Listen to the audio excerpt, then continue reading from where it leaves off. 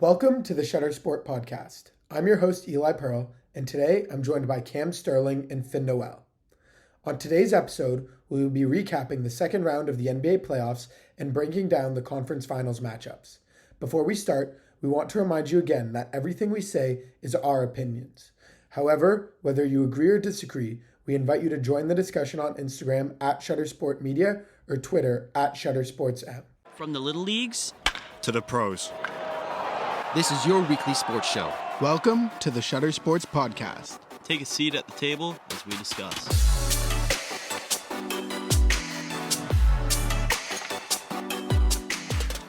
Okay, boys. So we're going to go through each round of the second. We're going to go through each series of the second round. And I think we'll start with, the series that finished first. And so Celtics Cavaliers. And we'll start with you, Finn. What did you think?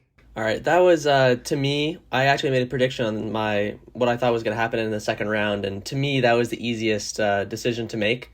Not only has Cleveland not been playing well in terms of their role players, but their star, or one of their stars, and Darius Garland, hasn't been playing well this playoffs either. They were dealing with some injuries. I think Mitchell missed 2 games in the series, and Boston's just a great team, so they played down to Cleveland for game 2, I think, but the rest of the series was kind of just a cakewalk for Boston.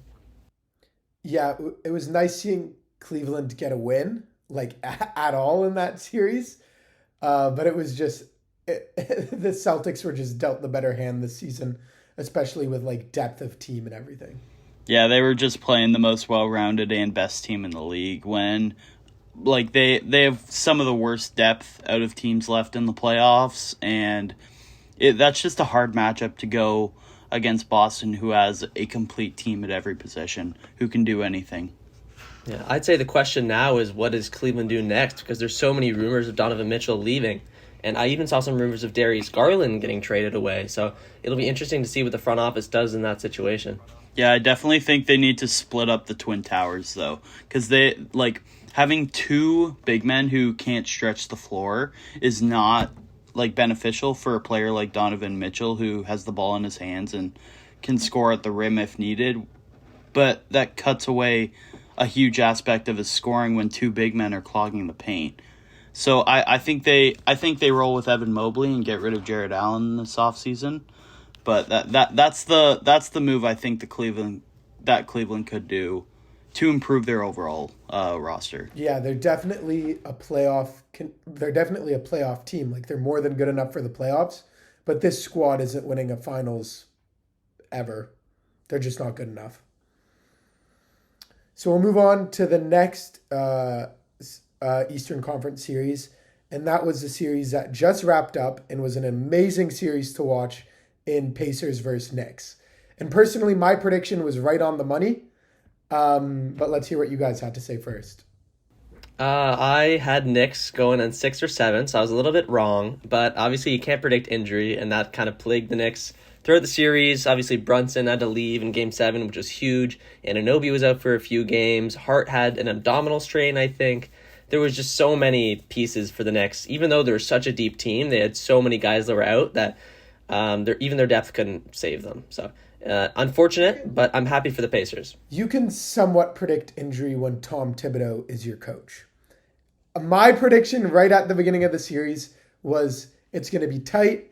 The Knicks could win this thing, but my guess was Pacers in 7 purely because of injury. I didn't know who was going to get injured, but I knew when you're playing your starters 40 minutes a game, somebody's bound to get injured. This Knicks team reminds me of the Raptors roster with Nick Nurse when they had just Freddie and Siakam, when they were playing them 44 minutes a night and everybody was getting hurt over the regular season. I saw this exact same coaching style with Tom Thibodeau, and he coached Derrick Rose's team when he went down too, didn't he? He was the Bulls head coach. Yeah. Tibbs has a history of coaching overrunning his players. So with a team like the Knicks, with their starting lineup playing at an all-time high, I mean I don't blame him for playing his best players in the second round of the playoffs, but I think that's where he went wrong. So. Yeah, when I was talking to certain friends and people, they were just bringing up how, like, Josh Hart says he likes to play this amount of minutes. Like, he doesn't need to go out of game. And yeah, your body can be good enough in the moment and you can have the energy to play, but it does take a toll on you. And these guys were all bound to get injured. And even if they had made it to the conference finals, they would have been so beat up at that point. And especially against going against the Boston Celtics, if they were to make it to that conference finals, I didn't see a world in them making the finals. It's just interesting to see that it's the Pacers beating them. But we should congratulate the Pacers for as a team that no one really expected to make it this deep in the playoffs. Obviously, they were good. They won the in-season tournament earlier this year. But making it into the conference finals as a team that's, wasn't really expected to do much is very, very, very good for them. Yeah, as soon as it happened, I really liked the Siakam fit. Even as a Toronto fan, I liked the roster that he went into, and he really completed that lineup around Miles Turner and Tyrese Halliburton, Benedict Mathurin. I thought that was a very complete team once he went there. And I think that's why the record doesn't show it. I feel like they could have been a higher seed if they started the season with Siakam. I think that they're definitely the underdogs against Boston, but I can see them taking them to 7 easily. Well, what's so important for Pascal, which he never really had on the Raptors at the beginning of the season, was a big man that could space the floor. Having Miles Turner there, a guy who can shoot the three, leaves him open to work in the paint, as Isaiah Hartenstein is away, especially in that series. And I think that was a huge key factor in the Pacers being able to win. Yeah, that's exactly what we saw when Marc Gasol came to Toronto, and that's the exact season that Pascal had his breakout. And he learned to, use the entire floor and, become a 3-level scorer at a high level. So, having that experience and being able to go back with Miles Turner, who is a younger version of Marc Gasol, who can help Pascal run the offense a little bit with pick and roll and just pick and pop as well. So that's just a high-level shot blocker and a big man who can space the floor that we've seen Siakam be successful in the past with. Another thing to note for the Pacers is how well Tyrese Halliburton has been playing, because he did not have a great first round, as everybody knows. It's been talked about lots of times, but he's really turned it up in scoring-wise, especially, and that's what you need. Is obviously Pascal is probably their most talented scorer, but if you look at the Indiana Pacers, you're probably thinking about Tyrese Halliburton, and if you're the star of a team, then you need to be picking it up offensively, and that's what Tyrese did this series. So it's very good that he's picked it up, and TJ McConnell has also been amazing off the bench, which has been great to watch. We'll move over to the Western Conference now, and we'll start with OKC versus the Mavs. It was sad to see OKC lose. They're my second favorite team this year, so it was tough, but they're young. They'll definitely bounce back, and I think this series is just a matter of Dallas being very, very good and OKC just not being experienced enough in the playoffs. OKC has lots of years to come, and Dallas is just hard to stop when Luka and Kyrie are on fire. Yeah, the OKC has such a bright future. As much as I wanted them to win now, they have so many years ahead of them. They have so many moves they can make to try to get to be a better team. And having Chet being a rookie and Shea being so young, their entire starting lineup being so young, their door is wide open.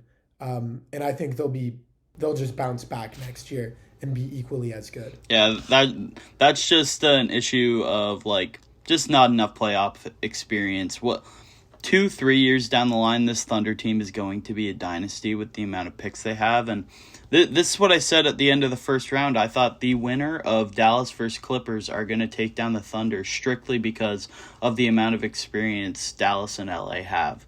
And knowing the Dallas Mavericks won that first round series, I thought Luka was going to take away this series from the Thunder. But, This is a different Mavs team that we've seen. Kyrie is playing at a very high level right now. And, Doncic and Irving are looking like one of the best dynamic duos that we've seen in a while. I like the way they play off of each other as two ball-dominant players and still work out better than, say, Irving on the Nets.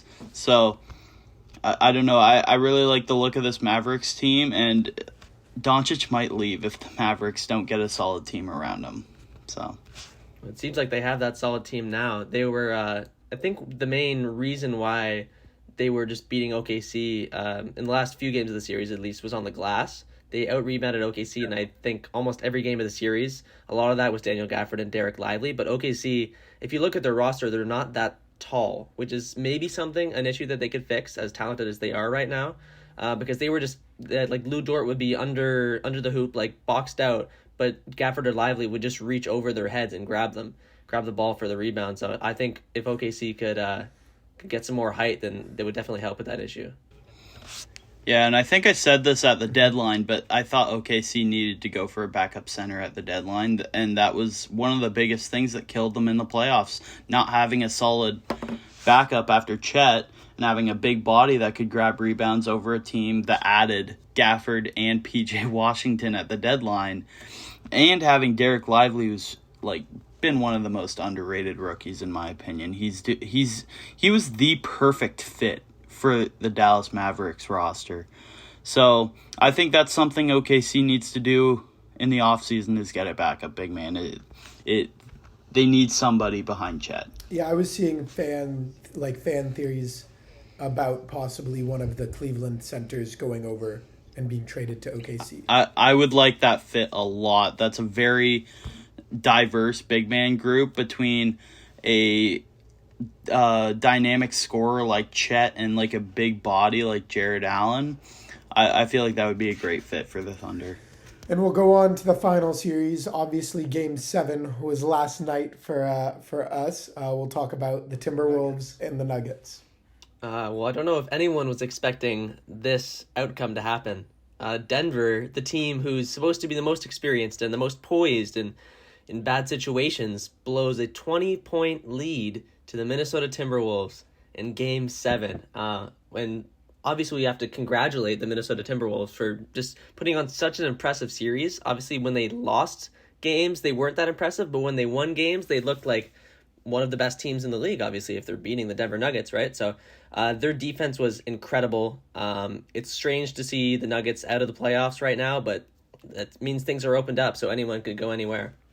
Well, what's so impressive to me is the fact that the Timberwolves managed to win that game with Ant playing terribly. Every other game they've won, Ant's dropping 30, Ant's dropping 40. He shot what? Was it 25% on the game? 20%? I believe so. It was like 6 for 24 or something like that. Like, that's absolutely brutal. And the fact that they were able to win without him. And I think another key thing that needs to be brought up is Jamal Murray looked like one of the best players on the court in the first half, and then the second half started and he was just ice cold. Yeah, a lot of the shots that Jamal takes are just so difficult, and he tries to get himself back into his groove by taking the difficult shots. And he's talented, of course, he can make those shots, but when you're missing, you don't want to take a contested three or a contested step back or a crazy ridiculous layup, because if you're not hot already, those shots are going to be so much harder to fall.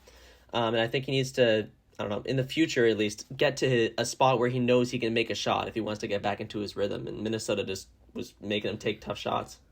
Well, what's curious to me is where do the Nuggets go from here? Like their squad is very similar to the one they had last year, and I just don't see moves or improvements for them to make this offseason. But clearly they just lost a series.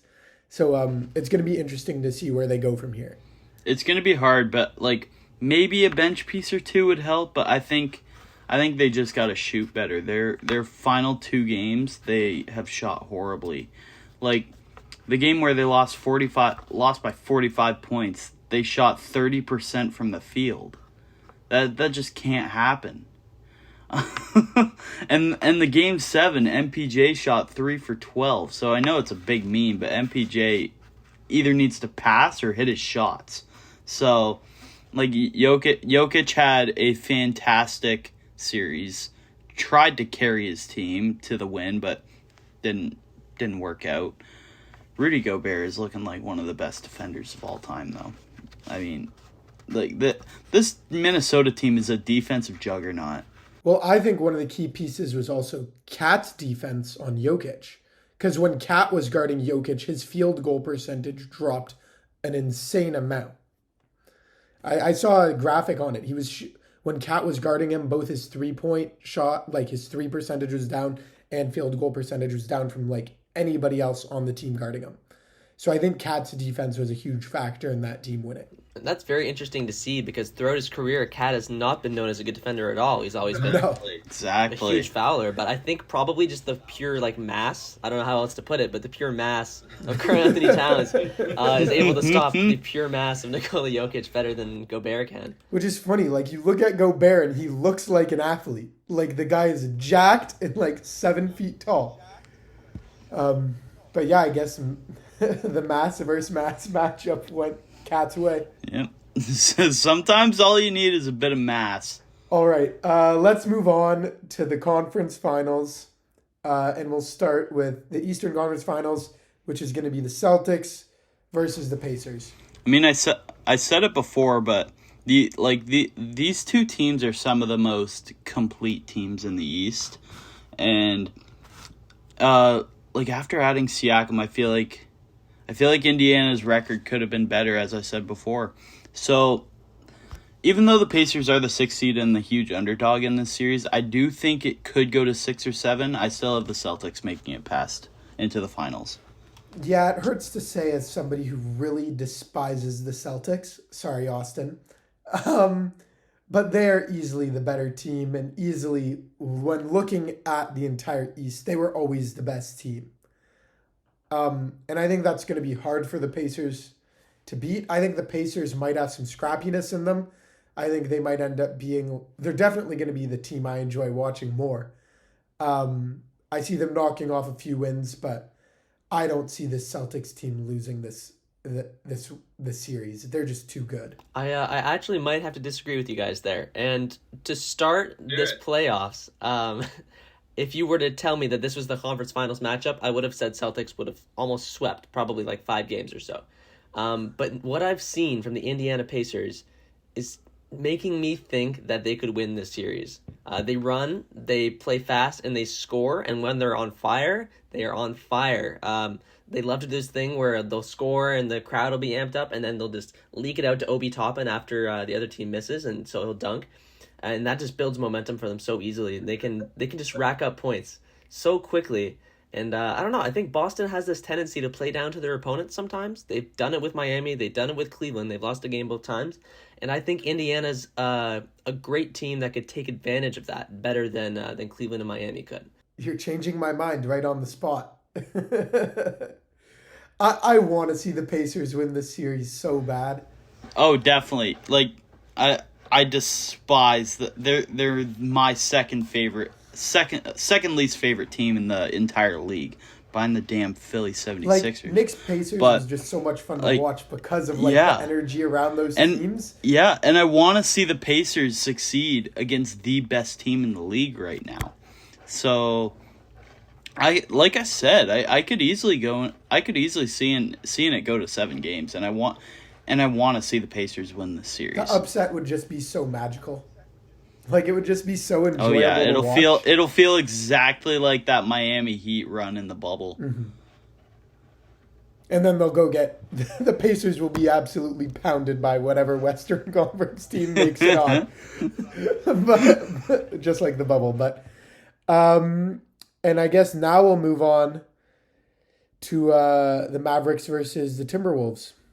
This one, I don't know whether it'll be close or not. I know that Minnesota is a great defensive team, and I know that Dallas hangs their hat on offense, and those two things just don't match up too well in my mind. I know that Minnesota has a lot of great wing defenders, and if that can slow down Kyrie and Luka even at all, then that really takes away Dallas's chances of winning. Because if those two guys aren't playing well, then there's no way Dallas wins. Yeah, I completely agree. It's kind of like the Dallas-LA series where I just have zero clue where this is gonna go. So it will depend on how well Luka and Kyrie. It rests on how well they're gonna play. So, but I really like Josh Green's ability to defend the perimeter, and I hope he's the matchup they put on Anthony Edwards, because I feel like out of all the Mavericks, he could contain him the best. And even though it's tough, I don't know how Dallas's scoring options other than Kyrie and Luka are pretty freaking slim. So yeah, I'm speechless. I don't know where the series is gonna go. I'm gonna bet on the sake of how good defensively the Timberwolves are, and I think it's definitely gonna get stretched out to 7, and I'll say Minnesota.